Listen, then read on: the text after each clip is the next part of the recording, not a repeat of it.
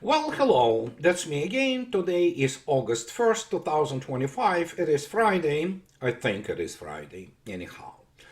And today is a special thing because I need to review some documents. And I know, people are, usually want to see and hear all kinds of explosions, all those tactical actions, guys just, what, clearing the cellars and basements of all those, buildings and showing the heroism and all the things of this nature, or maybe missiles flying. But if you want to see the missiles, that's what is in the beginning. It is there.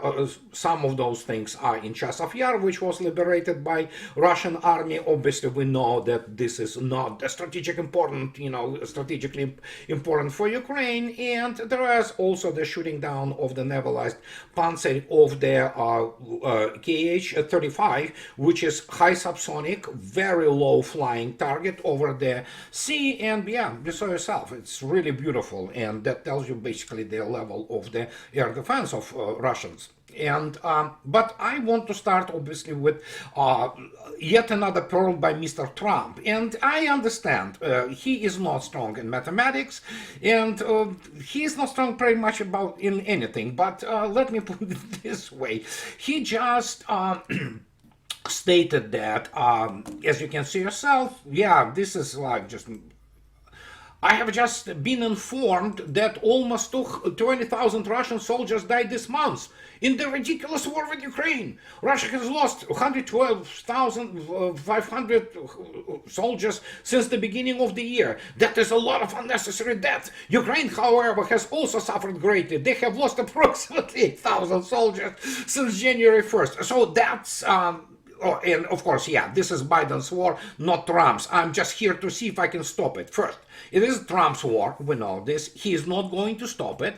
And we already saw and heard a response of Vladimir Putin and everybody in Kremlin that, yeah, whatever, 8th of August, why not 7th of August? He wants to stop it. He needs to stop it. Mr. Witkoff, after, basically observing how United States helped to commit genocide in Gaza, he flies to Moscow. And Russians already stated, and Vladimir Putin today stated in his joint press, basically conversation which was recorded with Mr. Lukashenko, that yeah, heightened expectations, the problems of those who expect things and then they don't happen, and then suddenly they are very upset. That's Mr. Trump. He was talking about Mr. Trump. So Russia continues with a special military operation, and we know the real numbers. However, and here's what I wanted to talk about.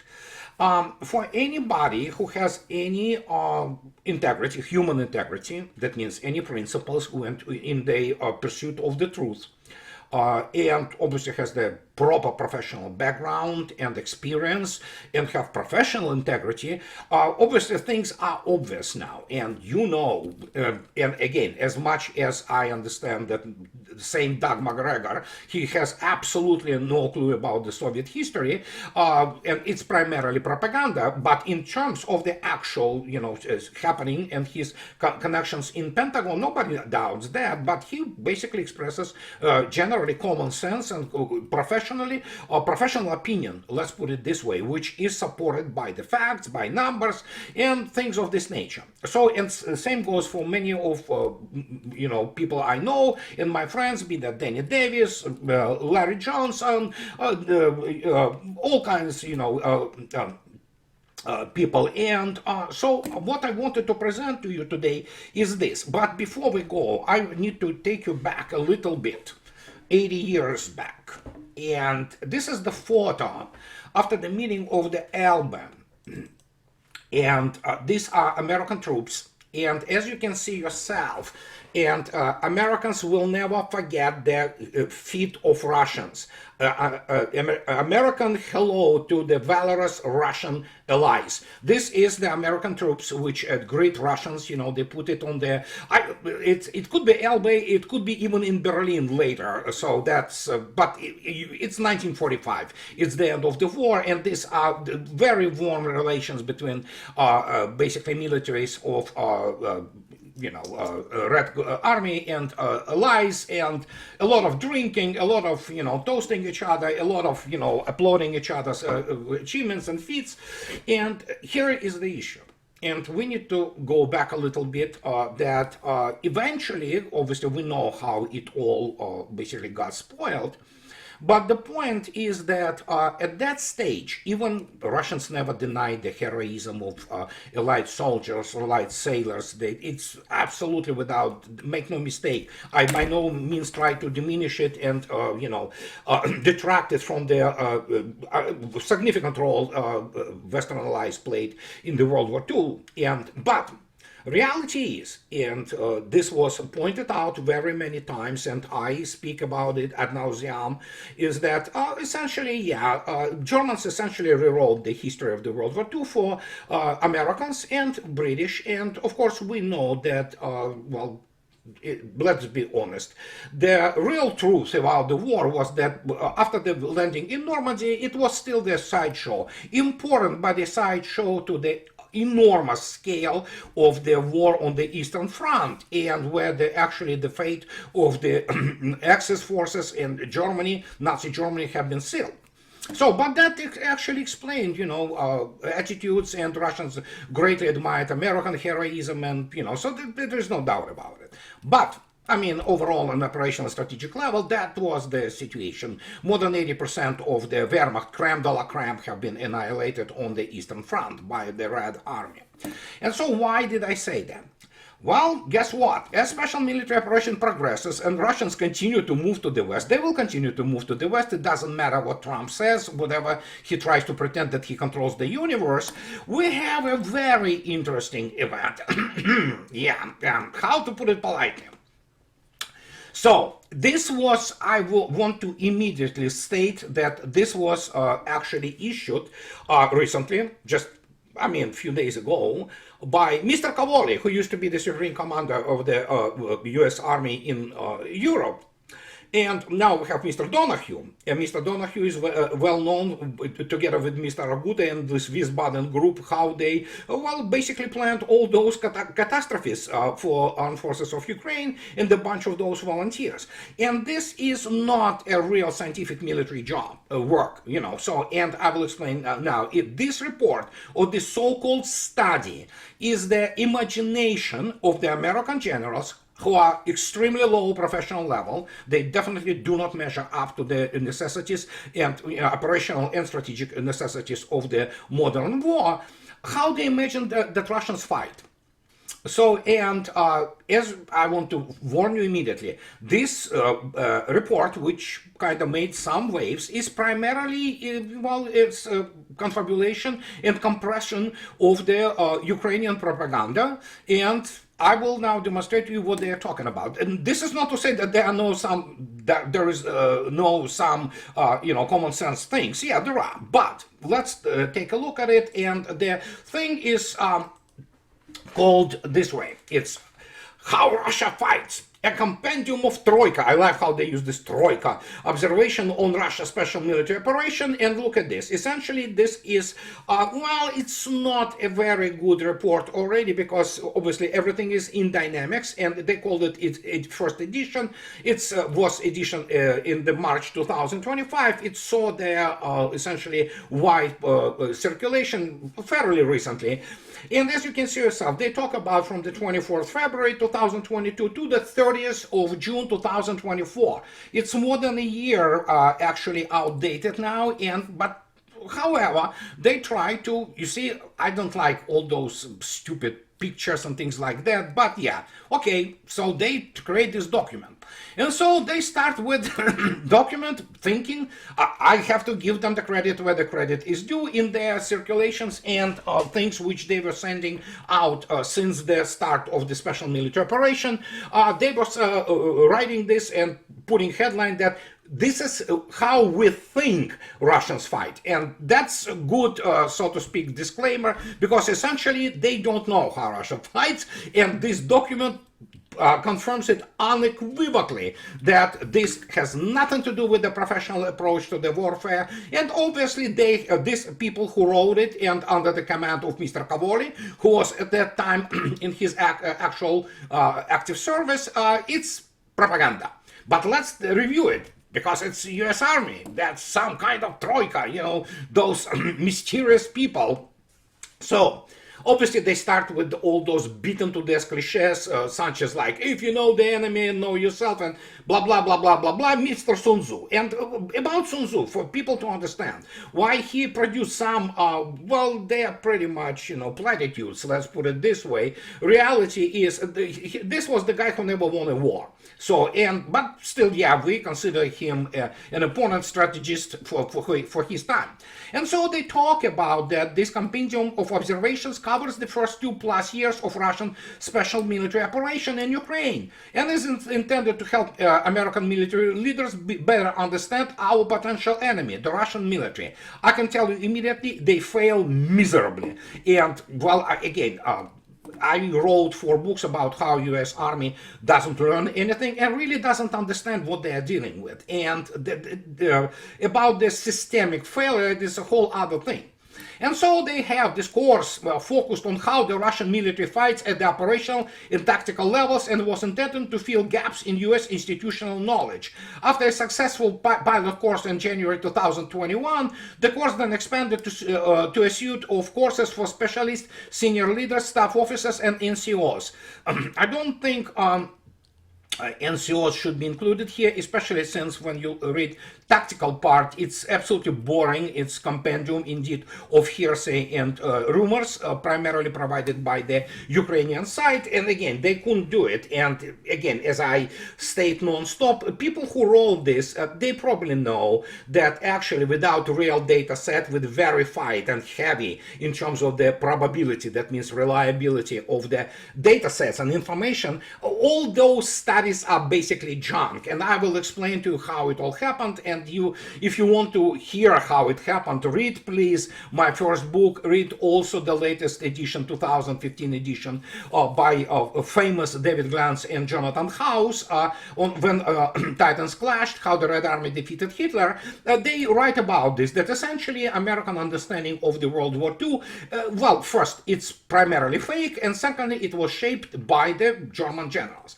So they talk about that these observations initially came out as daily unclassified email newsletter 7 days a week. So yeah, then it started to being circulated at 3,300 recipients, and that is all fine.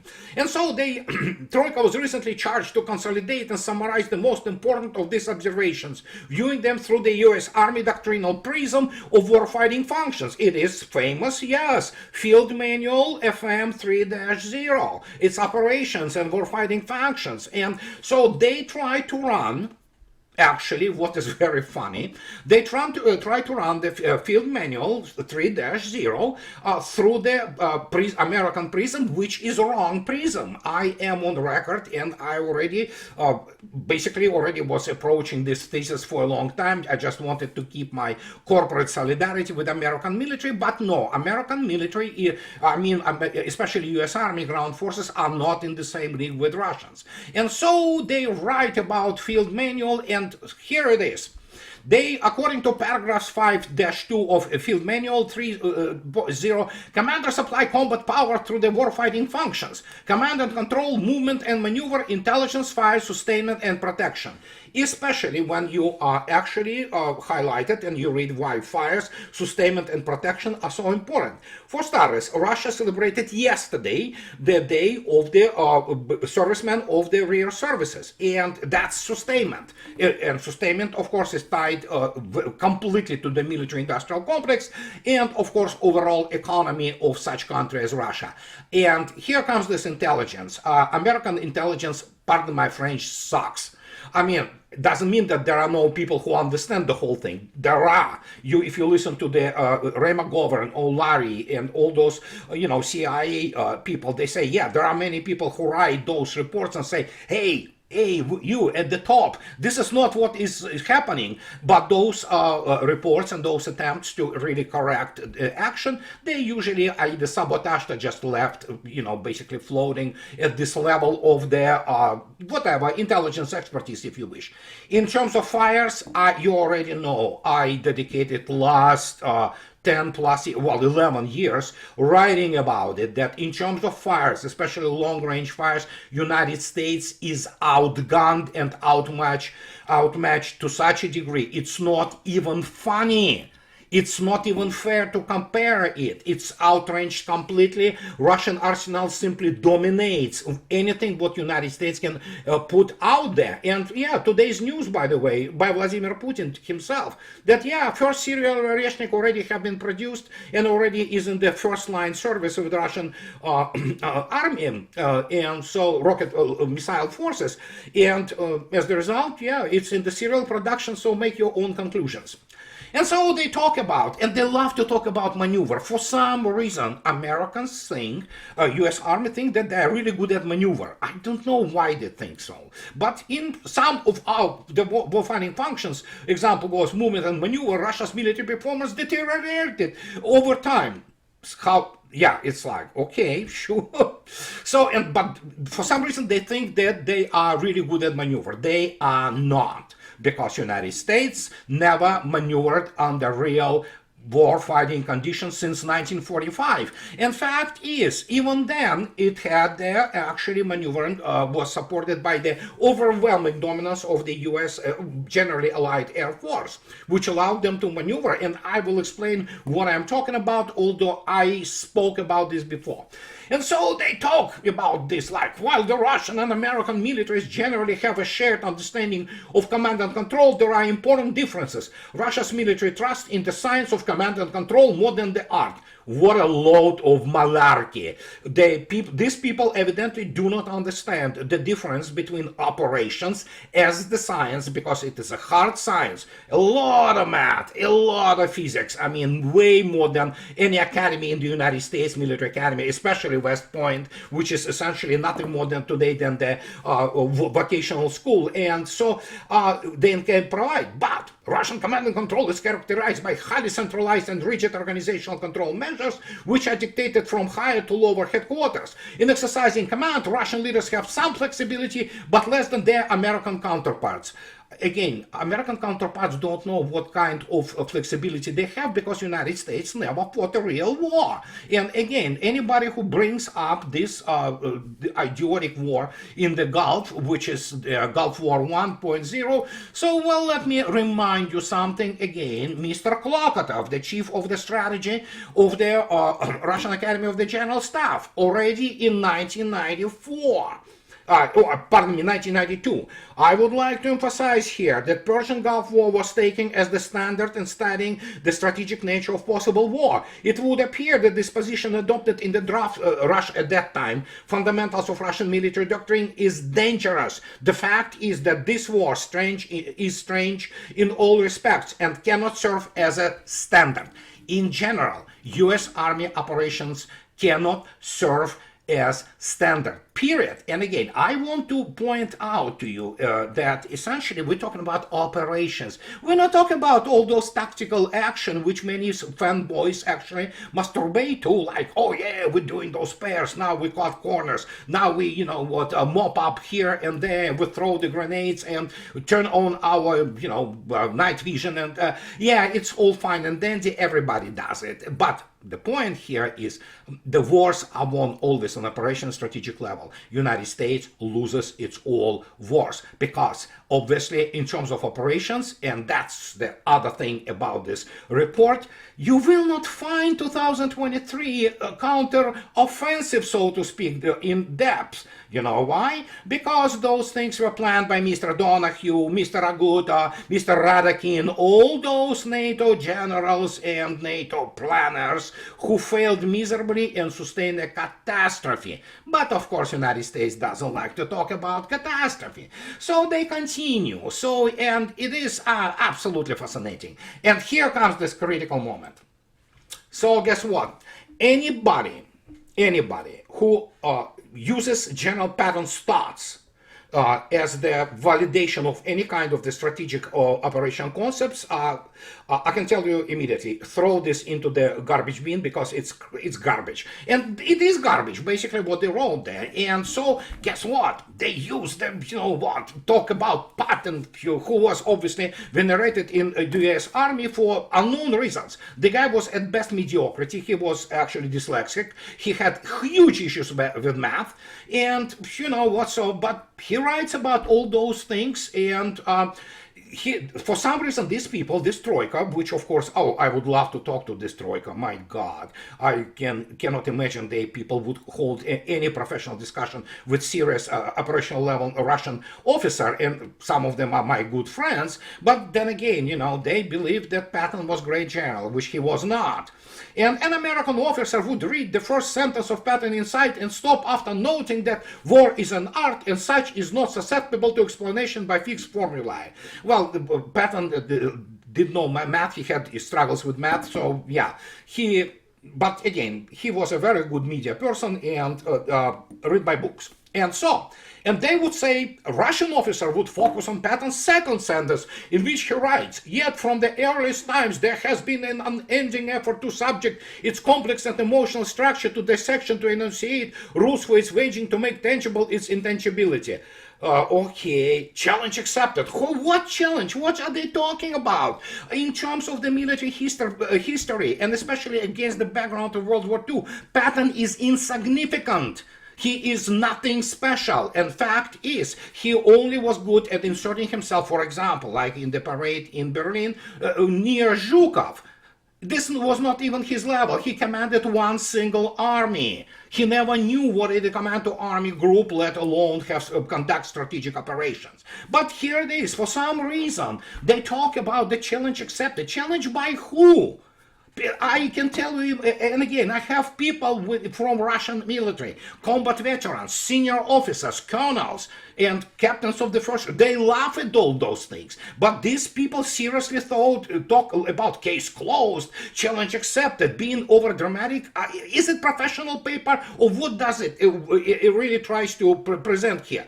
If we talk about Patton, Patton was at best mediocrity, and so I want to remind you, I did it before. If you take a look at his Lorraine campaign, this is the Combat Studies Institute. The time, it was in 1985, when the United States was still U.S. Army Command and General Staff College, and when the United States was still actually serious military power, and they tried to learn something. And again, this is just apart from a disaster of maths. Here is Mr. Patton. Here's his Lorraine campaign, which he failed in the end. Few of the Germans defending Lorraine could be considered first-rate troops. Third Army encountered whole battalions made up of the deaf men, others of cooks, and still others consisted entirely of the soldiers with the stomach ulcers. The G2 also identified a new series of German formations designated Volksgrenadier divisions, which were under 10,000 and lower. 2 to 3 Panzer divisions faced Third Army in a mobile reserve role, but these units had managed to bring only 5 or 10 tanks apiece out of the retreat across the France. Seriously, 10 tanks per Panzer division? This is what Patton was doing. But this was, well, people say, oh, he did it for less, pocket. Yeah, he did, but guess what? It was primarily, the other forces which were actually making sure, and including, of course, the U.S. Air Force, which were bombing the crap out of those Germans there during the breakout from Normandy. But again, Patton's role, especially in the Third Army, in for example, the biggest battle which United States U.S. Army experienced, which still doesn't measure to the events on the Eastern Front, which is, of course, what Battle of the Bulge, Ardennes Forest, and there are many cases of heroism and efficiency and competence of American servicemen, American officers. So make no mistake. But again, as I already stated, hey, Second and 99th Division were like just showing their hands. Hey, how about us? We were the guys who stopped, Dietrich Sixth Army. We fought, him to the standstill. No, the Patton, So if people are thinking about that Patton is a great, again, he never was strategist. He wouldn't understand the first thing about strategy. But look at this. We have his opinions. This is forward to his diary. The creeping arrogance, the hubris, which would cost the American army so dearly in Vietnam, summing up the achievement of his troops in crushing the German counterattack in December 1944, which he did not really. He helped, obviously. Patton, with pardonable pride, claims to have moved farther and faster and engaged more divisions in less time than any other in the army in the history of the United States, possibly in the history of the world. Oh, good Lord, please. He wouldn't even register in that much on the war in the Eastern Front. And obviously he is not even in the level of the tank army such as Rybalka's, for example, or Katokov. But no, forget about Zhukov, Rokossovsky, he's not even in the same galaxy. But here we are. These memories are valuable not least in showing, however unwittingly, that a disastrous presumption of invincibility took root in the ranks of officers who led the American military after the World War II. After this performance in the Gulf War, we also have these officers who think that we are invincible, not understanding that technologically, compared to Russian army, US army is backward. And especially in what really matters, maneuver and fires. I don't know how to explain it to this. I mean, United States effectively doesn't have functional air defense to protect its troops. They think that they can maneuver because, Russians have T-55 tanks, they don't have Air Force, they don't have Oreshniks, they don't have Kinzhals, they don't have satellite constellations, they have nothing. They are Iraqi Army 2.0. That's why the United States cannot win a single war. And just to demonstrate to you that the delusion of the American officer corps, which is not close to this highly classified real data about what is going on in the special military operation, I want to remind you again, wonderful article by the Mr. Herrera, which of course it's actually, Ricardo Herrera, it's called History, Mission, Command, and Auftrags Tactic Infatuation. It's military review from 3 years ago, July, August, it's US Army. And guess what? Here Mr. Herrera writes things which essentially this latest study, so to speak, or compendium is proof without any doubt. These people who wrote it, they have no clue how Russians fight. They have no data sets. And so that's what Mr. Herrera writes. Anglo-American admiration dovetailed with the much larger and more extensive project of rehabilitating Germany in its armed forces, and German generals were only too eager to whitewash their crimes and tell their captors what they wanted to hear. This is what US Army is. Ukrainians poured streams of BS into in this troika, as I already stated, those troika, well, how about I get them together with people on the level of the general staff and they will laugh into their faces. So, however, hence the myth of the clean Wehrmacht a lie, with Adenauer and Halder having led the whitewashing of the Wehrmacht. And it's not only that. United States, essentially, history was written by Wehrmacht, and guess what? Including tactical and operational things, which have been, of course, pure fantasy. And the fantasy was about that, oh my God, if not for Hitler, we would have won, Red Army would have been defeated. And US military bought it. It swallowed hook, line, and sinker all this BS as the result, of which, by the way, we also have the confirmation by Mr. Glantz House about it. United States lives in the alternative universe in terms of combined arms warfare. For some reason, it thinks that it can do it, while in reality it can't. And as the result, they also accepted this infatuation with Auftrags tactic, originally referred more to the liberal use of skirmishes and firepower in infantry tactics over formal heavy infantry columns or lines than anything else. So, but they think that because, their platoon commander in the US Army has the freedom of redirect fire, Yeah, anybody in any normal army in the world has this freedom. However, United States convinced itself that it's so good that, nonetheless, modern interest on the Auftrags tactic and seemingly all things Wehrmacht began with British and American efforts at crafting doctrine and tactics to counter the threat emanating from the group of Soviet occupation forces in Germany, later the group of Soviet forces in Germany. And so, out of US Army infatuation with Germany's supposed military prowess. Such a prowess that they actually lost the war after the catastrophic defeat. And it was clear catastrophic defeat already after the Battle of Kursk. But who cares about real military history in the US Army or US military academies and general and command and general staff colleges? If they were so good, why did they lose?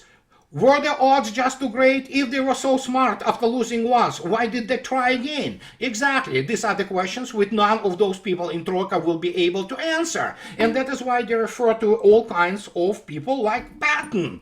And I'm sorry, Patton is not significant. Russians didn't study, there's nothing to study.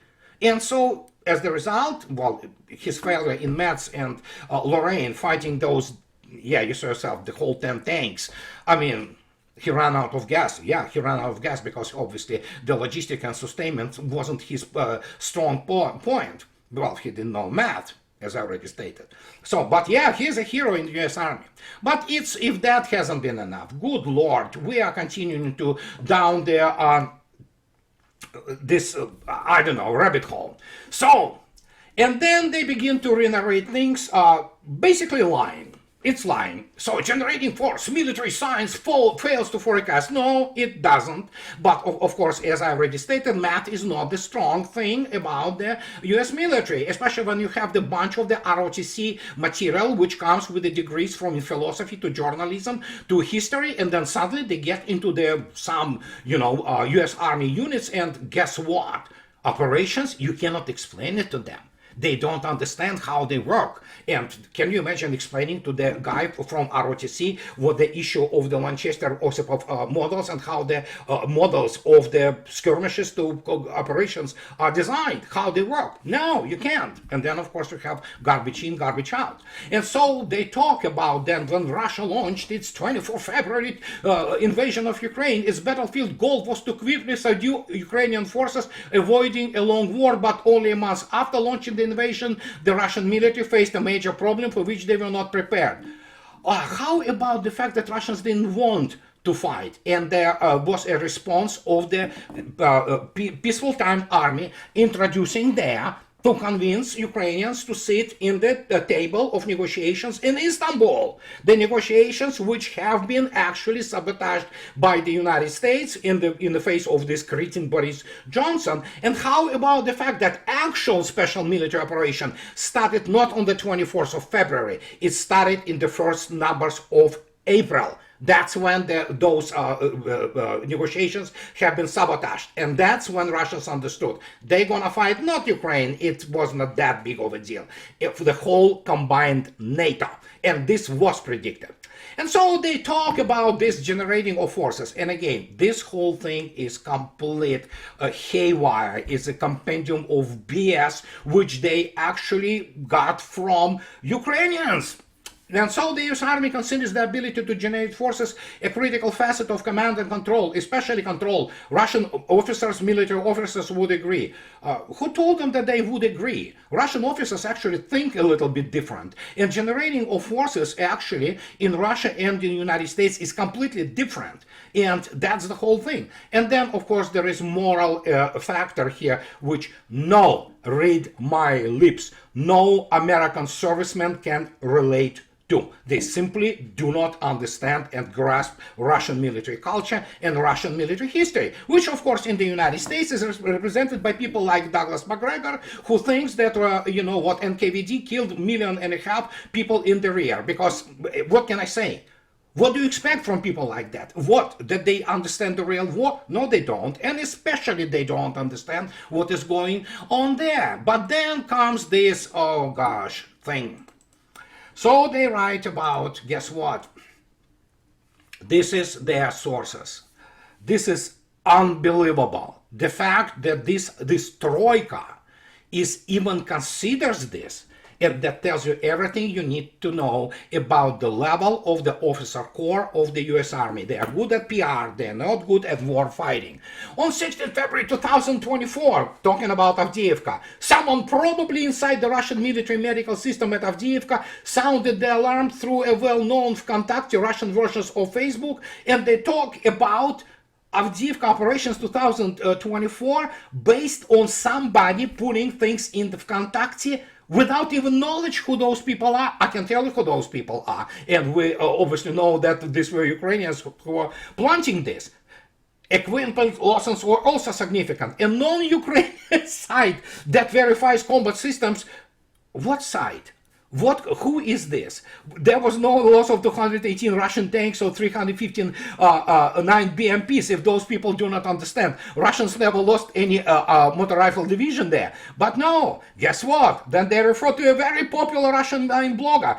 He was popular among actually all this crowd from the DNR militias, and the guy was psychotic. He committed suicide, not because he was ostracized, but because he was lying. And actually he was lying on his background. And I mean, if people who write this compendium use this as their sources, I'm sorry guys, they are not professionals. They are amateurs who basically are in the business, which this whole report is, of the shaping the narrative against the catastrophic loss by the United States and utter technological humiliation and operational humiliation of the US Army in Ukraine. Because essentially, Ukrainians were fighting, as you know, you can look up my videos, it's all over. They were fighting in accordance to the tactics developed by the United States. As there are many people from Ukrainian military stated, if we would fight like Americans, we would die. So as the result, they had to go back to the Soviet and Russian system.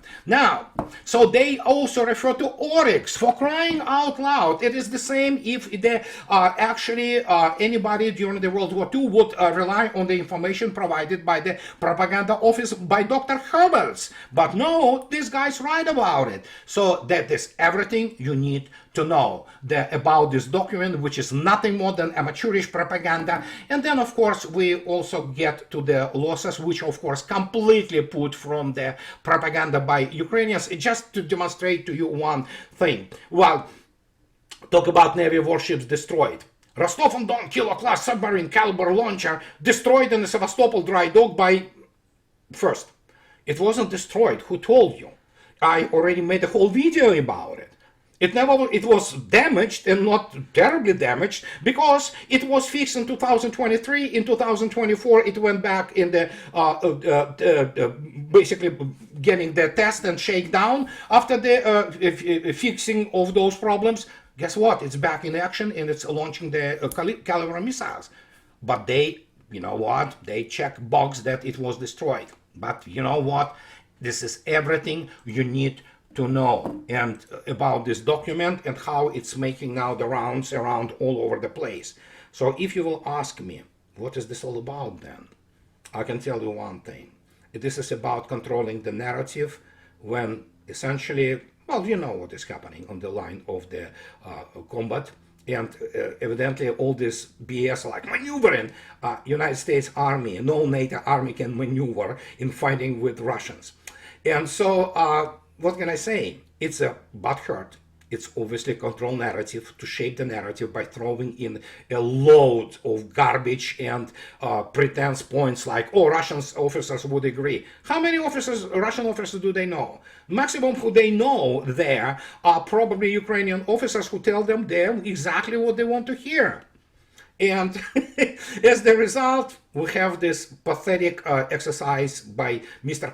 Granted, graphics is good, you know, wonderful pieces of paper instead of their business, you know, matter-of-factly type thing on the white paper with the black, you know, lines. No, they kind of ornaments, all kinds of things.